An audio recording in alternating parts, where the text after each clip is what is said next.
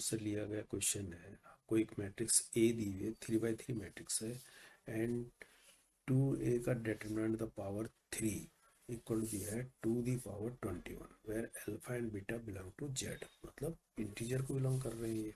Then the value of alpha, alpha की value find out करनी है।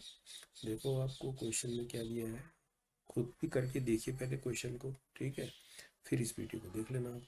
तो 2a का डिटरमिनेंट का पावर है 3, ये दिया है, ए इक्वल टू दिया है 2 की पावर 21।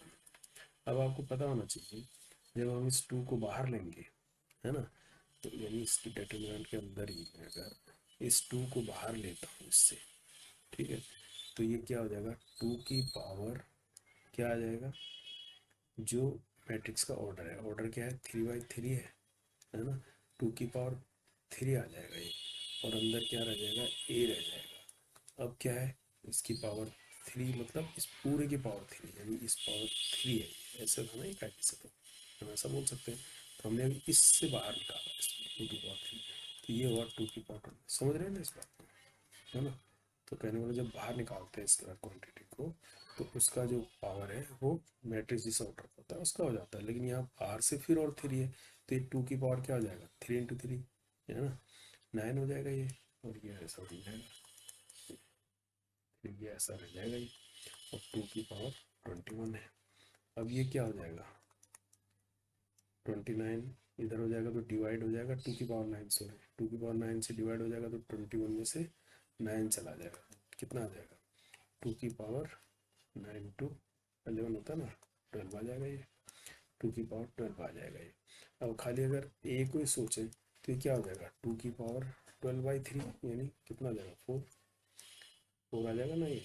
2 की पावर 4 कितना होता है, 2 2 4 टू द 2 का कितना आ जाएगा, 16 हो जाएगा ये।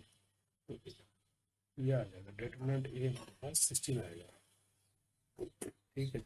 अब डिटरमिनेंट ए को 16 आ गया, अब इसने हमको ए दिया है ऐसा, देखो एक मैट्रिक्स दिया है ए, ये है 1 0 0 0 अल्फा बीटा, और है 0 बीटा और अल्फा, है ना।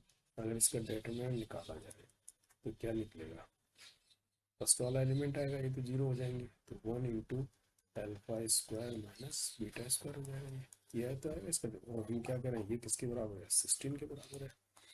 अब यहाँ से हमें अल्फा निकालना है, यानी अल्फा के लिए इसको सोल्व करना है, alpha square minus beta square हो गया हमारे पास 16 का, जैसे। अब यहाँ से आपको ऑप्शन देखने पड़ेंगे। ऑप्शन में देखो, अगर हम 3 रखते हैं, ये ऑप्शन रखते हैं हम किसको, अल्फा के लिए, है ना, अल्फा की वैल्यू 3 रखते हैं, तो ये if alpha is equal to 3 suppose, first option, तो ये क्या हो जाएगा, 3 3 जा क्या हो जाएगा 9 minus beta square is equal to 16।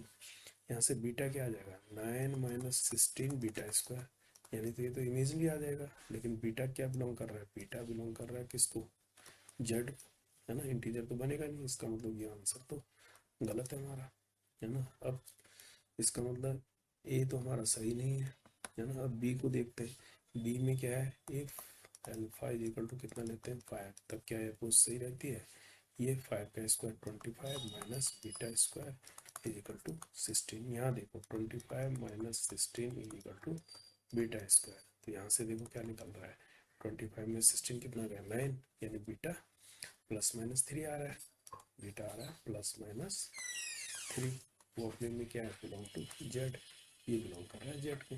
अब इसके बाद 17 देखो, तो वैसे नहीं आएगा, है ना, 189 हो जाएगा इसका स्क्वायर, और ये अपने आप में डेसिमल में अंडर रूट आएगा ना, डेसिमल में हो जाएगा, इस तरह से ये भी 9 भी नहीं होगा, है ना। तो इसका आंसर क्या हो जाएगा आपके हिसाब से, ये होगा अल्फा इज इक्वल टू 5, यानी बीटा जो है, यानी बी जो है इसका राइट आंसर है। तो इस तरह से ऑप्शन दिए हैं इसने, है ना, और साथ में ये दिया है कि ये इंटीजर होना चाहिए, तो बीटा को भी इंटीजर होना पड़ेगा, ठीक है।